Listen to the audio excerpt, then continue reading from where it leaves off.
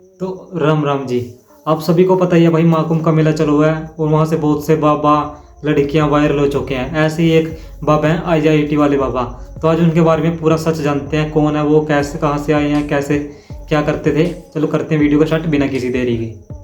दोस्तों आज से एक हफ्ते पहले की बात है। कुंभ में एक रिपोर्टर किसी साधु से बात कर रहा था। बात करते करते रिपोर्टर को लगा कि ये साधु कोई नॉर्मल आदमी नहीं लग रहा। रिपोर्टर ने उनसे पूछा कि आप तो बातों से बहुत पढ़े लिखे लग रहे हैं, कहाँ से पढ़ाई की आप?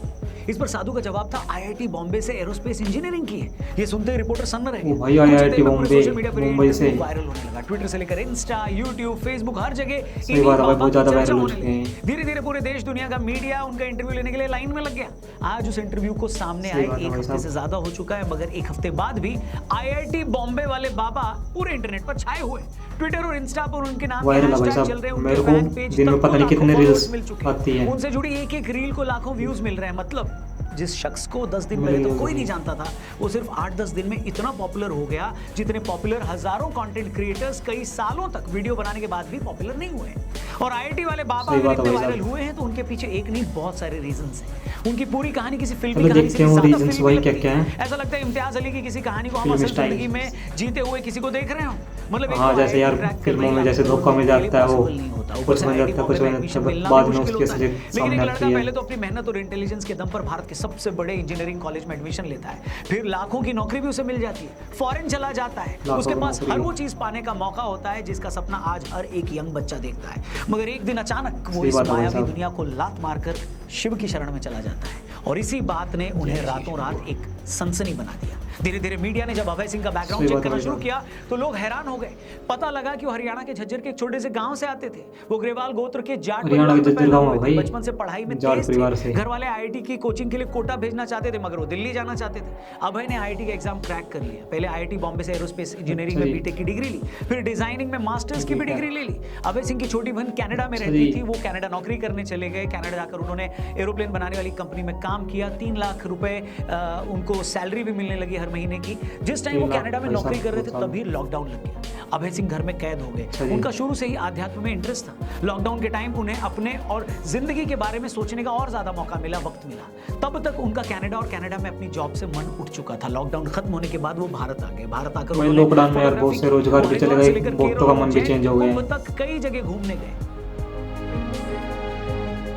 अभय ने अपने कई इंटरव्यूज में खुलकर बताया है कि उनके माँ बाप बहुत ही टॉक्सिक रहे हैं, हरदम लड़ते थे। उन्हें लड़ता देखकर उनका शादी से भरोसा उठ गया था। अभय ने कहा उनके माँ बाप हमेशा झूठी शान में लगे रहते थे। उनके पिता ने जितना पैसा उनकी पढ़ाई पर खर्च नहीं किया, उससे ज्यादा पैसा उन्होंने खुद राजनीति में जाने पर लगा दिया। उनके IIT से पास आउट होने के बावजूद उनकी माँ चाहती थी कि वो UPSC भी क्लियर कर ले।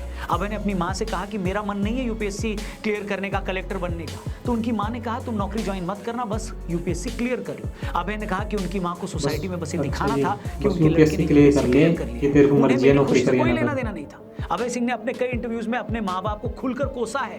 उनका कहना है कि माँ बाप भगवान नहीं, बल्कि भगवान ने माँ बाप को बनाया है। उन्होंने कहा मैंने सारी जिंदगी अपने माँ बाप को आपस में लड़ते देखा।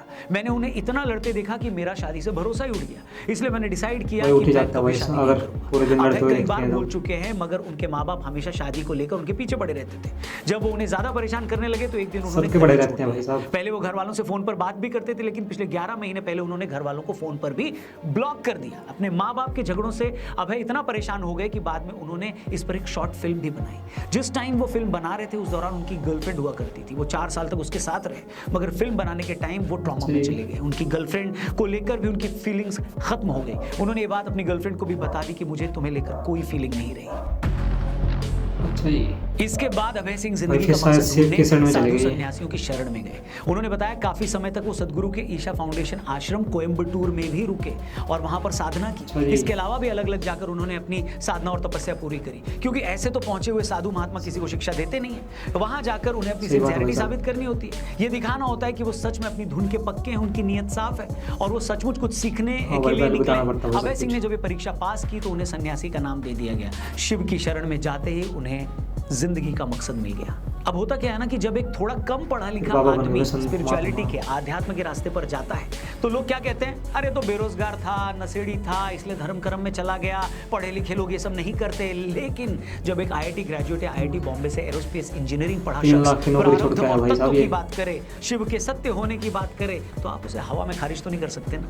इसीलिए हमें ये समझना सही होगा बात कि है। अभय सिंह अपने हर इंटरव्यू में शिव को ही सत्य क्यों बता रहे हैं। अब अगले कुछ मिनटों में जो बातें शिव मैं करने सत्य है वाला भाई हूं, हो साहब। सकता है कुछ लोगों को शिव समझने में सत्य थोड़ी है। मुश्किल लगे, लेकिन मेरी आप सबसे रिक्वेस्ट है कि चलो आप सुनते हैं भाई इस साहब। वीडियो को पूरी देखिएगा, क्योंकि अगर हमने भाई शिव पूरी के देख के बारे में जाना, सब बिल्कुल जान पूरी लिया, देख के जाना तो इस हम ये भी वीडियो को। समझ जाएंगे कि आखिर वो कौन सा रीजन था, कौन सी वजह थी जिसने अभय सिंह को सारी दुनिया को छोड़कर शिव की शरण में आने के लिए मजबूर कर दिया।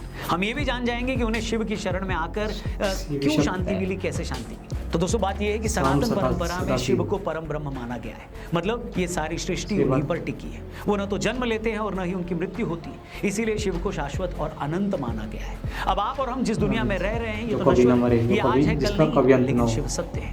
इस दुनिया का सच वक्त वक्त पर बदलता शाम है, सदा लेकिन शिव। शिव का सत्य समय से परे है। उनका अस्तित्व कल भी था सही बात और है। कल भी रहेगा।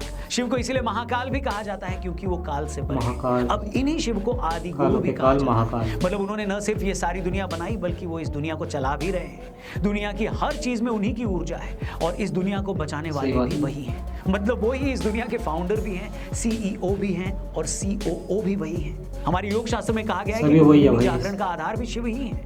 मतलब अगर आपको अपनी आत्मा को परम सत्य से जोड़ना है तो आपको शिव पर ही ध्यान लगाना होगा। अब अभय सिंह अगर बार बार ये कहते हैं कि शिव ही सत्य है, तो वो वही बात कर रहे हैं जो हजारों सालों से हमारी सनातन परंपरा कर रही है, कह रही है। अब जो लोग इस बात को नहीं समझते तो उनके लिए तो भी ये भारी भरकम शब्द है, मगर जो लोग थोड़ी बहुत भी जानकारी रखते हैं वो अच्छे से जान रहे हैं कि अभय सिंह शिव को ही सत्य होने की बात क्यों कर रहे हैं। क्योंकि शिव ही शाश्वत है, अनंत है और कभी ना बदलने वाली इस यूनिवर्सल कॉन्शियसनेस के सिंबल भी है। मतलब इस दुनिया में जो भी कुछ है उसमें शिव है, इसीलिए कहा गया है कि शिव ही सत्य है। और इसीलिए एक आईआईटी बॉम्बे ग्रेजुएट ने सारी दुनिया की सुख सुविधाएं छोड़कर उस सत्य के सामने सरेंडर कर दिया।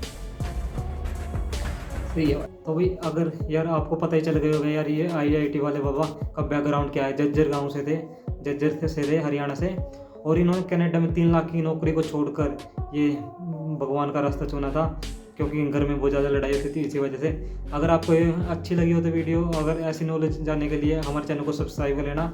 मिलते हैं अगली वीडियो में। राम राम, हर हर महादेव।